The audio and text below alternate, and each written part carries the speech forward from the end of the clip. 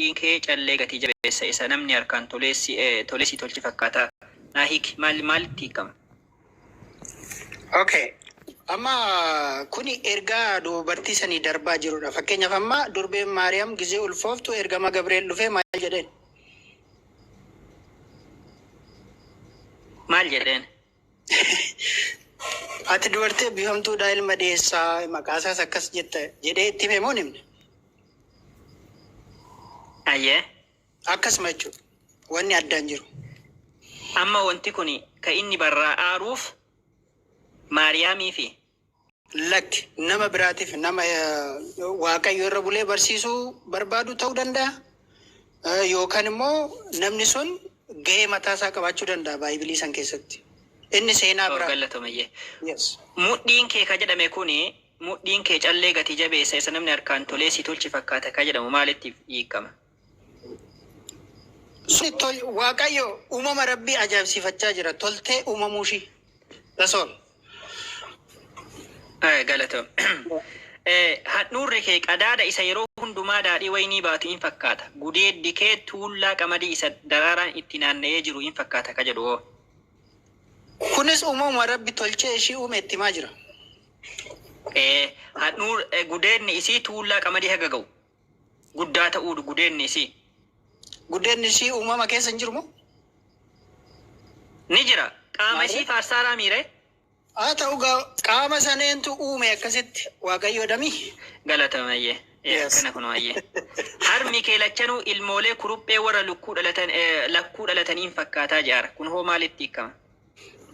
Kunillee uumama rabbii akka malee tottolchee ishii uumuushii itti maa jira? Harmi isii ilmoolee kuruphee akka fakkaatu. Galatomayyee. Mormi kee riqaa ilka arbaa irraa hojjetame. Iji kee lachanuu duuchaa bishaan qurxummii isa baatiraamiitti dhiyoo jiru kan jedhu kun hoo mormi ishii. Haroon maaliif akka irra deddeebitu mara wanna isheen qaama ishee ta'e mara ajaa'ibsiifatee itti maa jira. Ayyee bareeda galatoomayyee. Hojjaan kee akka muka meexxiitii harmi kees harbuu wayiniitii ani muka meexxii sana nan yaabbadhaa jedhaara. Maal yaabbata?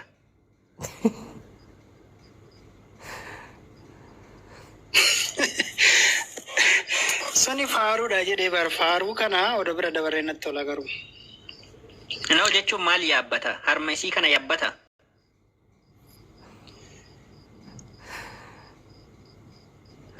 Faaruun kun kan faarsaa jiru eenyu? Daawiti mi? Lakki Daawiti miti. Daawit ka jedhu hin jiru. Dargaggeessa jedha. Dargaggeessaa fi dargaggeetti wal faarsaarama. Faarfannaa Daawit jennee beekna gaa maatii. Lakki faarfannaa Daawitiiti miti kun. Maayin. Wedduu caaluudha. Wedduu caalu. Wedduun kun egaa kan Solomoon. Ka Daawitiiti miti kun.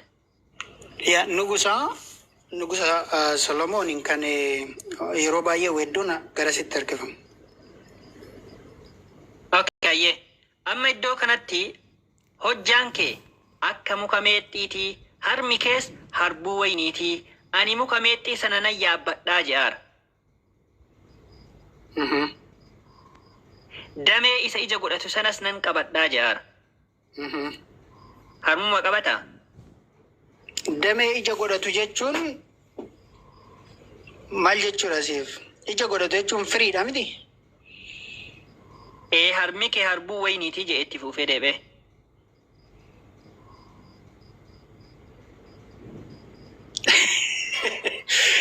Actually, wedduun kun nama barsiisuuf mootota keessa waan ta'eef galee baru. Atamma kana maaliif akka fidde naan galu garuu amsitti mee jira baru.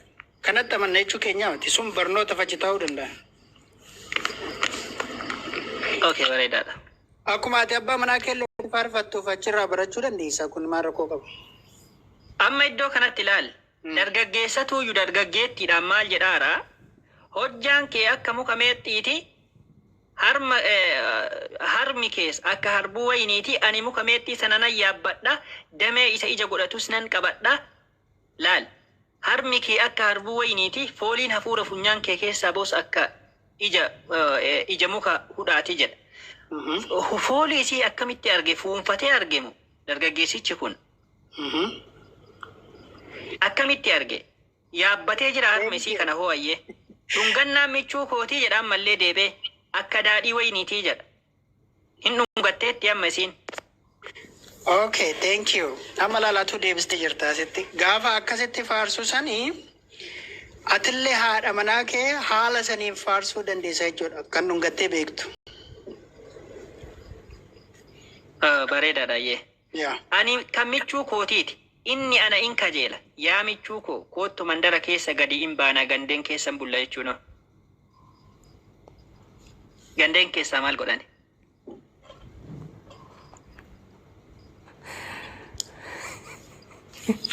Gandeen keessa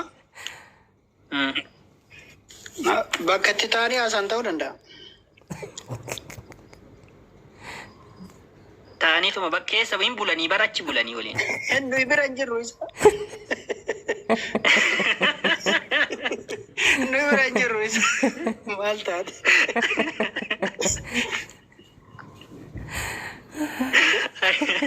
Ayyee ishii. Obboroodhaan in kaana gara iddoo dhaaba wayiniis in dhaqna. Mukti wayinii hudhaa daraaree rumaaniinis daraaree yoo ta'e in ilaalla. Anis achitti jaalala koo kennaa godheesiif nan kenna. Ija muka hawwaa jaalalaa kaasu in urgaa'a. Balbala keenya duras ija muka gaggaariin warra ammaa fi warri durii jiru. Yaa michuu koo isaan kana siif kaa'ee jettee jedha. Amma ati waan kana guutuu isaa haadha kan keetiif abbaa kan kee bira dubbistaa? Ani moo? Maal kuni waan baalagummaan qabu koo nama jaalatti tokko faarsitee haadha manaa godhachuu oo dandeessan kun waan gaarii barsiisaa jira bara. Haadha kee biratti ani harma sannii yaabbadha.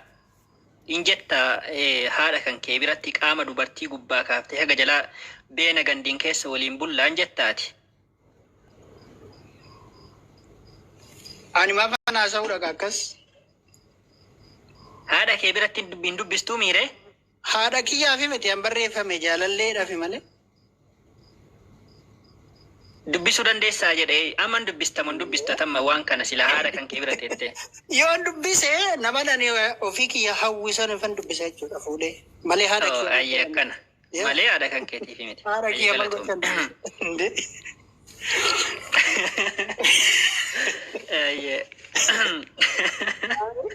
rakkoodha haadha fi bira. Daa'imman kan kee bira iyyuu teetteen dubbistu kana. Daa'imman iyyuu dhoorguu gaafata kana.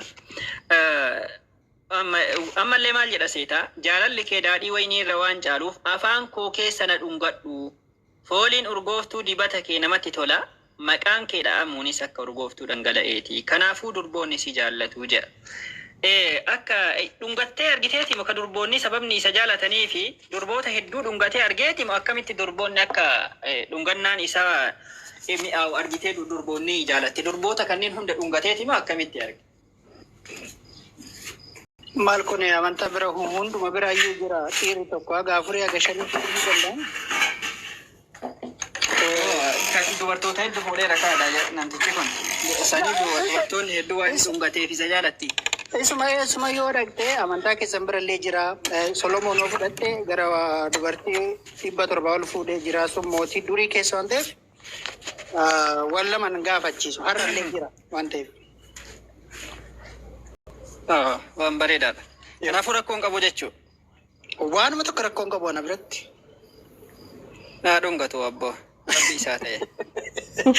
Atoo dhungatee fuudhaa haadha manaa kee odoon faarsin jiraatta. Haadha manaa kiyya rakkoon qabu. Amma haadha manaa ta'uuf ta'uu dhabuu maali adda baafannaadha malee. Ta'uuf jiru gaa. Haadha manaa taanaan rakkoo takka hin qabu haa dhungatu maal rakkoo qaba. Ta'uuf jiru baraate amma odoo akkasii gaafattee faarsitee jedhiin. Lakkaan osoo haadha manaan godhatiin hin faarsu. Dubartii kamiin illee. Akkuma dubartii kamiin illee osoo haadha manaan godhanne hin faarsuun. Maaliif akka ta'e beektaan? Gaafa osoo hin fuudhin dubartii takka faarsitee maal ta'a beektaa? Mi'aan hin dhumata mi'aan jaalalaa. Siigalee mi'aan jaalalaan dhumataa yoo inuma biyya tokko keessa yoo ka jiraatan ta'e wal faarsanii walitti dhufanii wal galaafatuu danda'an siigalee osoo wannan jedhin osoo karaa seeraatiin wannan jedhin faa bakka obsa fixatanii fa dhukkee walirraa warra kutatu danda'an. Sii galee. Karaa seeraatiin yoo ka nikaa haala hidhatanii yoo ta'e immoo jaalalli isaanii illee dhumu.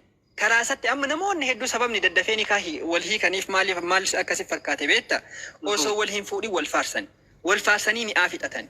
Mi'aa jaalalaan fi dhumata mi'aan jaalalaa. Achiin booda deebi'anii immoo bakka mi'aa jaalalaa san maaltu bu'aa hadhatu bu'a. Sii galee hadhatu bu'aa lamuu wal jibbanii wal lolaa waliin jiraatanii inumaa nama yeroo garii immoo adda ba'uun illee dhabamu. Mi'aan dhumata jechuudha. Okay, gisee nikaa hidhattu yookaan gaafa gaafattu kana haala kamiin gaafachuu dandeessa nama kana? Nama waa'ee mata duree sanii irra hin jiru. Anka dhuunfaa kiyyaa akka itti gaafadhu na beeka. Subatu geesse gaa indee achi nu geessitee bara. Ansi akka ganarra siif hin himu ka waan dhuunfaa kiyyaa ni gaa waan dhuunfaa kiyyaa gane yoo siime. Akkasii jabaadhu inshaallah. Ustaaz Abuu